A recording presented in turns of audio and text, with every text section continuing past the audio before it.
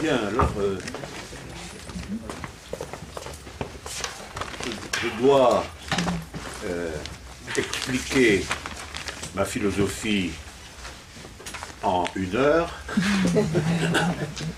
C'est assez difficile, peut-être plus difficile que de la créer, cette philosophie, et je vais essayer quand même de vous proposer quelques explications.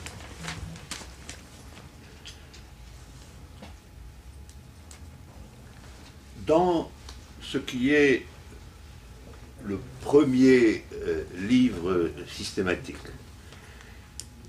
concernant ma philosophie, qui est le livre « L'être et l'événement », paru il y a 20 ans, donc 88. Je crois qu'on peut dire que dans ce livre, il y a 4 idées fondamentales.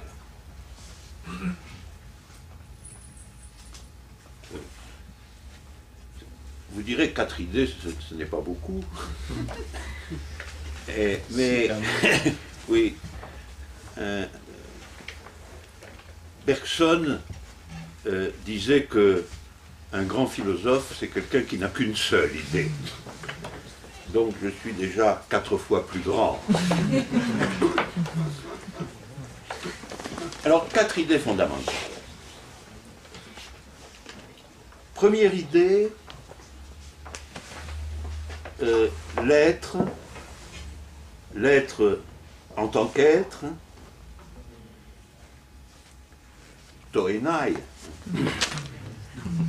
l'être en tant qu'être, est composé de multiples.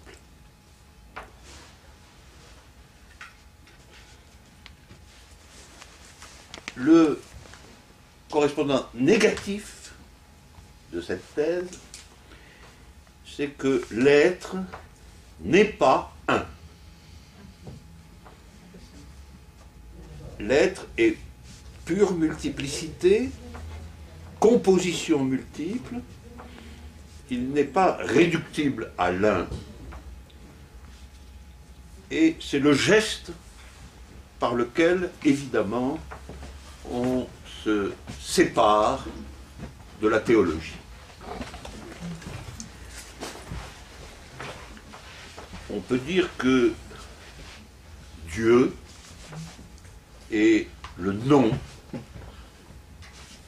d'une relation entre l'être et l'un. Et si on dit l'être est pure multiplicité, on le sépare de l'un.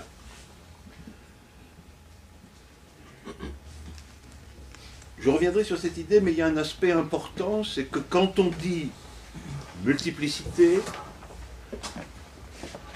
on inclut, on pense aussi des multiplicités infinies. C'est la raison pour laquelle ma philosophie vient nécessairement après le mathématicien Cantor. Parce que le mathématicien Cantor est le premier à avoir proposé une pensée complète de ce que c'est qu'une multiplicité infinie. Une multiplicité infinie actuelle, une multiplicité réellement infinie. Donc, après Cantor, nous pouvons rationnellement penser ce que c'est qu'une multiplicité infinie, et nous pouvons dire, quand nous disons l'être est multiplicité, nous disons aussi que l'être, en tant qu'être, contient l'infini. Qu'en un certain sens, l'être est capable d'être infini.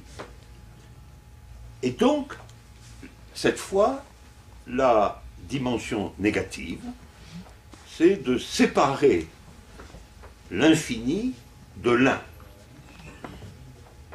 C'est de rompre le lien fondamental en métaphysique classique entre l'infini et l'un.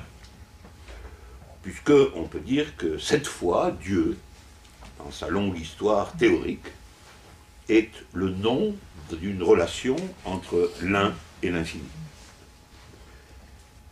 Donc cette première idée, positivement dit, l'être est multiplicité, l'être est capable d'infinité,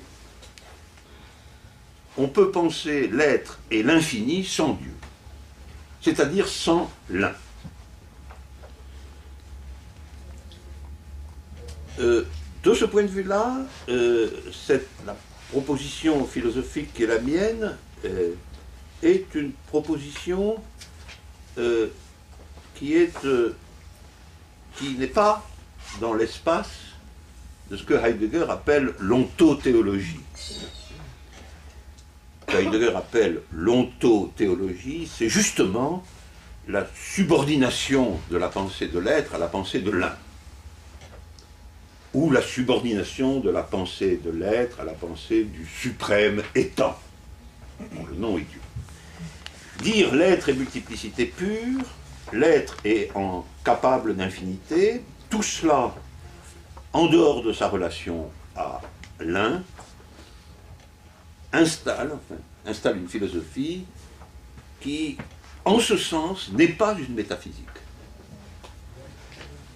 Si la métaphysique, dans toute son histoire, comme Heidegger le dit, en particulier dans des textes qui font partie de son livre sur Nietzsche, il est très clair là-dessus, la métaphysique, c'est la subordination de la pensée de l'être à la pensée de l'un. Dans le langage de Heidegger, c'est l'arraisonnement de l'être par l'un. Et donc, cette première idée tente une ontologie non métaphysique. Il y a une théorie de l'être pur, de l'être en tant qu'être, qui ne soit pas une ontothéologie et qui finalement ne soit pas une métaphysique. Un aspect important de cette première idée, c'est que l'être est séparé de l'un, à la fois, si je puis dire, par en haut et par en bas. Par en haut, parce qu'il n'y a pas d'unité qui rassemble la totalité de l'être. Il n'y a pas de totalité à proprement parler. L'être ne fait pas un. Et il n'y a pas non plus d'unité transcendante qui garantit l'être.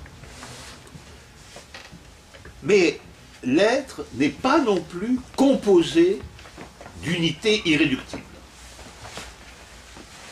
Donc ma vision n'est pas non plus une vision atomique, au sens du matérialisme de Démocrite ou de Lucrèce. Et vous n'avez pas un grand 1, mais vous n'avez pas non plus de petit 1 qui composerait la multiplicité. Donc on peut dire ni Dieu ni atome. Ni Dieu ni atome.